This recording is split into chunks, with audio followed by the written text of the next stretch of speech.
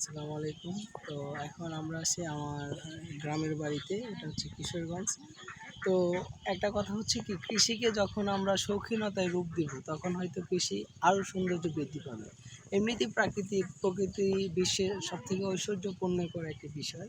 তো আপনি দেখেন একটু আপনারা, আমরা আমাদের পারিবারিক চাহিদা পূরণের জন্য আমরা নিজেরা এখানে কিছু শাকসবজি চাষ করছি। যেমন এখানে আছে টমেটো বাগান, তারপর ওইখানে আমাদের আছে আপনার এই লাল শাক, বেগুনের চারা, বিভিন্ন চারা আছে। আবার এখানে আমাদের লাউ গাছগুলো দেখলে মানে আপনি বুঝতে পারবেন আপনারা।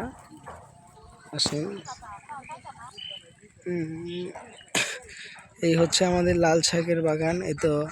এটা হচ্ছে বেগুন গাছ, এটা মরিচ গাছ, লাল শাক, তারপর এখানে পাটের শাকও আছে কিছু। আবার এখানে এই সব থেকে সুন্দর বিষয় হচ্ছে এই লাউ গাছগুলো। লাউ, কথায় আছে স্বাদের লাউ বানাইলি মোরে পৈরাগী।